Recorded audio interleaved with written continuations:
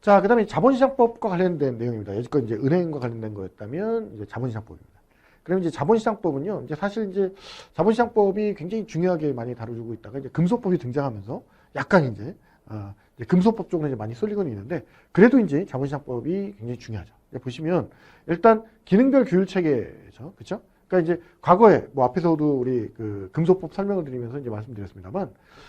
똑같은 펀드를 가입하는데 은행에서 가입할 때하고 증권사에서 가입할 때 다른 법을 적용을 받는다면 말도 안 되는 거죠. 그렇죠? 그래서 기능별 규율 체제를 도입을 해가지고 동일한 기능을 수행하는 금융투자업자에 대해서는 취급 그 금융기관을 불문하고 동일한 규제를 적용한다는 거예요. 그렇죠? 그래서 거기다 업무 범위 확대, 그 다음에 관련 모든 금융투자업 상호 간의 겸용이 허용되고 있다는 거죠. 그러니까 우리가 요즘 보면 과거에 이제 내가 뭐 예금이나 적금하고 싶으면 은행 가고요.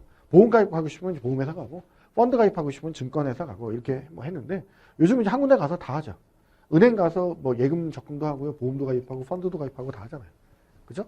네, 그래서, 뭐 이런 것들을 이제 업무 범위가 이제 확대가 됐다는 거고, 사실 이제 그 모든 금융투자업의 상호 간의 겸용이 허용이 되고 있습니다. 허용이 되고 있지만, 사실상 이제, 모든 금융투자업을 다 하는 그런 회사는 안 나왔죠. 그죠? 문제가 좀 생기거든요. 그죠? 예, 그래서, 그러고 있지 않다. 그래서 우리가 투자 권유를 할 때 있어서 우리 앞에서 다 학습하셨던 적합성이라든가 적정성이라든가 설명 의무, 기타 부당 권유 행위 금지에 관한 규정이 있는데 우리가 이제 원래 자본시장법에서 적합성, 적정성, 설명 의무, 부당 권유 행위 금지가 있었어요. 있었고 우리 그 금소법이 등장을 하면서 우리 그 불공정 영업행위라든가 이런 것들이 이제 추가가 된 거죠. 그렇죠? 없었는데 추가된 게 이제 불공정 영업행위고요. 자, 일단 그런 이제 이 규정들이 자본시장법에 원래부터 있었고 이런 것들이 이제 금소법 들어오면서 이제 확대가 된 것이고 일단 겸용 허용을 통해서 업무 영역 확대를 하면서 금융투자업자 그 내에 이해상충 방지 제도를 신설했다. 이렇게 좀 보시면 되겠습니다. 자본시장법 내에서 보시면 첫 번째가 이제 포괄주의 규제인데요. 과거에는 그러니까 자본시장법이 나오기 이전에는 열거주의였어요. 열거주의. 자본시장법 이전에는. 그래서 열거주의라는 것은 법에 열거를 했다는 거죠. 법에. 자, 우리 뭐 예를 들면 뭐 이 상품은 뭐야 이렇게 열거를 했어요. 그렇죠? 그러니까 법에 이제 열거를 해놓고 그 상품에 대해서만 이제 규제를 하는 거예요. 그러니까 금융투자회사가 열거된 내용이 아니면 신상품을 만들 수가 없는 거죠. 그렇죠? 예, 그래서 여러 가지 문제가 있는 거죠. 그래서 포괄주의 규제가 이제 도입이 되면서 이거 뭡니까? 신상품을 만들 때 특별히 어떤 규제 저촉이 안 되면 자유롭게 그 신상품을 만들어서 판매할 수 있다는 거예요. 그렇죠? 그래서 금융투자회사 부수 업무에 있어서 이 포괄주의는 경영의 건전성이라든가 투자자 보호에 지장을 초래하지만 않는다면 여러 가지 부수 업무를 영위할 수 있게끔 포괄주의를 하고 있고요. 그 다음에 앞에서 잠깐 언급했죠. 겸업이 허용되고 있고, 그 다음에 기능별 규제, 동일한 기능에 동일한 규제를 한다는 거죠. 자, 그래서 동일한 영업을 수행하는 금융회사에 대해서는 그 회사의 성격과 관계없이 자본시장법을 적용합니다. 그러니까 과거에는 은행에서 가입하면 은행법 적용을 하고, 그 뭐 보험회사에서 가입하면 이제 보험업법을 적용하고 막 이랬는데, 지금 그렇지 않고 똑같이 자본시장법을 적용한다라고 하는 거죠. 자, 그 다음에 이제 자본시장법이 도입이 되면서 투자자 보호 선진화를 위해서 도입됐던 게 이제 적합성, 적정성, 설명 의무. 대표적으로 앞에서 금소법에서 이미 학습을 하셨기 때문에 가볍게 이제 보시면 되겠습니다. 자, 그러면 이제 우리가 금융상품에 대해서 이 그 자본시장법은 모든 금융상품을 규제하는 건 아니에요. 그렇죠?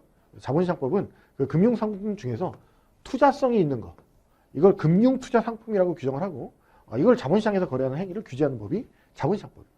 그러니까 금융상품 중에서 투자성이 있는 상품만 규제를 한다. 그렇죠? 그러면 금융투자상품은요, 이게 뭐예요? 원본 손실 가능성이 있거나 원본 초과 손실 가능성이 있는, 지금 이게 뭐야? 투자성이 있다는 얘기예요. 모든 금융상품을 말하는 거야. 그러니까 손해볼 수 있는 상품이죠. 손해볼 수 있는 상품을 금융투자상품이라고 말하는 것이고, 자, 은행의 예금이나 보험회사의 보험상품을 제외한 금융상품은 원칙적으로 금융투자상품을 볼 수 있다는 거죠. 그렇죠? 그래서 기본적으로 금융투자상품의 정의에 대해서 봤는데, 이 금융투자상품 이제 밑에 그림으로 굉장히 유명한 그림이죠. 이 그림 하나를 가지고 충분히 우리가 구분할 수 있습니다. 그러니까 금융상품은 원금 손실이 가능성이 있어? 원금 손실 가능성이 있다. 그러면 금융투자상품으로 분류를 하고요. 이게 손해볼 가능성이 전혀 없어. 그럼 비금융 투자 상품이 되겠죠. 그렇죠? 자, 금융 투자 상품은요, 다시 원본만 손실 볼 수 있느냐, 아니면 원금을 초과해서 내가 예를 들면 100만 원 투자했는데 200만 원, 300만 원 손해 볼 수 있느냐 이거잖아요. 그렇죠? 예, 그래서 원금 초과 손실 가능성이 있다면 파생 상품. 내가 까먹더라도 원금까지만 까먹는 거 증권 이렇게 이제 분류를 하고 있는 거죠. 그러면 이제 파생 상품 같은 경우는요. 여기 이제 원금을 초과해서 내가 이럴 수도 있어요. 일종의 어떤 레버리지 효과 때문에 그런데 이걸 표준화된 거래소에서 거래소라는 장 내에서 거래하면 장내 파생 상품, 그렇지 않으면 장외 파생 상품 이렇게 이제 분류를 하고 있다는 거죠. 그래서 그림을 통해서 이제 먼저 분류를 하시고요. 세부적으로 좀 살펴보시면 자 먼저 이제 증권이었죠. 증권은 내국인이 발행했던 외국인이 발행했던 간에 금융투자 상품인데 투자자가 취득과 동시에 지급한 금전 등 외에 어떠한 명목으로든지 추가로 지급 의무를 부담하지 않는 것. 즉, 이 원본 손실 가능성, 이 뭐예요? 추가 지급 의무를 얘기해요. 원금 초과 손실 가능성은요, 요걸 우리가 다른 말로 추가 지급 의무라고도 하는 거죠. 원본에 대비해서 추가로 더 낼 의무를 부담한다? 그럼 파생상품. 아니다? 그럼 증권. 이렇게 하는 거죠. 그렇죠? 그래서 여기 이제 보면 어떠한 명목으로든지 추가 지급 의무를 부담하지 않는 거. 이게 이제 증권이라는 거죠. 그래서 내가 까먹더라도 원금까지만 까먹는 거를 얘기합니다. 자, 그러면 우리가 증권은요, 다시 6가지가 있습니다. 채무증권, 지분증권, 수익증권. 그 다음에 이제 투자계약증권, 파생결합증권, 증권예탁증권. 이렇게 6가지가 있습니다. 종류 정도는 알고 계셔야죠. 그래서 기본적으로 우리가 채무증권 그러면 우리가 이제 뭐 채권 생각하면 돼요. 채권. 그래서 우리 국채, 그다음에 지방채, 특수채, 그다음에 이제 회사채죠. 회사채, 기업업증권 이런 것들이고요. 그 밖에 이와 유사한 것으로서 지급 청구권이 표시된 거. 그러니까 이와 유사한 것으로서 이게 포괄주의 때문에 그렇죠. 그렇죠? 그래서 얘네들은 이제 열거가 되어 있는 거지만 이런 것과 유사하다 그러면 다 이제 채무증권이라는 거죠. 자, 그래서 지급청구권이 표시된 것들, 채무증권인데, 자본시장법상 채무증권으로 인정을 받으려면 이 채권 채무가 유가증권의 형태로 표창이 돼야 된다는 거죠. 그렇죠? 자, 그 다음에 지분증권. 지분증권은요, 우리 손쉽게 주식 생각하면 돼요. 주식. 그죠? 그래서, 주식, 주권이나 신주 인수권, 신주를 인수할 수 있는 권리가 표시된 것들 얘기하고요. 자, 그 다음에 이제 출자 지분, 이런 것들도 다 지분증권입니다. 그래서 법률에 의해 직접 설립된 법인이 발행한 출자증권이라든가 상법에 따른 합자에서 유한책임에서 유한해서 합자조합, 익명조합의 출자 지분, 그 밖에 이와 유사한 것으로서 출자 지분이나 출자 지분을 취득할 권리가 표시된 것 전부 다 지분증권으로 본다. 대표적인 거 주식 생각하면 돼요. 자, 그럼 세 번째 수익증권은 뭐야? 우리가 펀드 생각하면 돼요. 펀드. 그죠? 그래서 우리가 금전계약 신탁에 따른 수익증권, 집합투자기구의 펀드죠. 집합투자기구 중에 투자신탁에 따른 수익증권, 그 다음에 이제 그 밖에 이와 유사한 것으로서 신탁의 수익권이 표시된 거. 이걸 우리가 수익증권이라고 합니다. 펀드를 생각하면 돼요. 자, 그 다음에 투자계약증권은요. 특정 투자자가 그 투자자와 타인 간의 공동사업. 여기 이제 키워드죠. 공동사업에 금전 등을 투자하고 주로 타인이 수행한 공동사업의 결과에 따른 손익을 귀속받는 계약상의 권리가 표시된 걸 투자계약증권이라고 하는데 굉장히 흔하지 않은 겁니다. 근데 이게 자본시장법의 그 포괄주의를 대표하는 개념에 해당을 하는 게 이제 투자계약증권이거든요. 그래서 일반적인 기준으로는 증권으로 보기 어려운 그런 자금 조달 행위도 투자계약증권으로 해석될 가능성이 있다는 거죠. 그래서 지금 최근에 가장 대표적으로 나왔던 게 뮤직하우예요. 뮤직하우. 이거 우리 TV에서 말이죠. 윤종신하고 그 선미가 나와갖고 뮤직하우 엄청 광고 때렸죠. 그렇죠?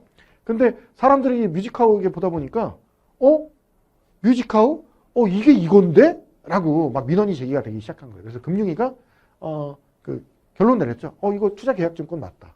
이렇게 결론 내렸죠. 그렇죠? 그래서 대표적인 게 이제 뮤직하우 이렇게 생각하시면 돼요.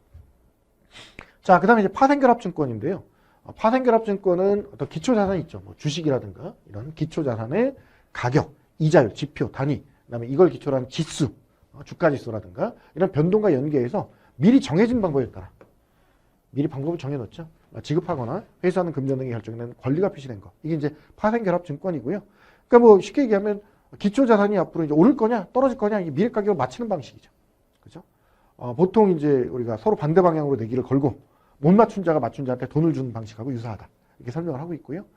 대표적인 게 이제 ELS, 주식연계증권, 그 다음에 ELW, 주식 워런트증권, 환율연계증권, 역변동금리채 뭐 이런 것들이 있습니다. 자, 그 다음에 증권 예탁증권은요, 기본적으로 외국 증권 시장에서 자금을 조달하는 그런 수단이죠. 예탁영수증, DR이라고 하는데요. 그러니까 우리나라의 뭐 삼성전자라든가 포스코 등 대기업들이 해외 거래소에 이제 복수 상장돼 있잖아요. 이게 이제 모두 DR이 상장되어 있는 겁니다. 그러니까 예탁영수증 DR이 해외 뭐 예를 들면 삼성전자 런던에 상장이 돼 있고요. 자, 그다음에 이제 뭐 미국 시장에 통용되는 DR은 ADR, 한국 시장에서 통용되는 DR은 KDR 이렇게 보통 표현을 하고 있는 것이죠. 자, 그래서 우리가 증권에는 6가지, 채무증권, 지분증권, 수익증권, 투자계약증권, 파생결합증권, 증권예탁증권 이렇게 6가지 이게 뭔지 서로 연결할 수 있어야 되겠습니다.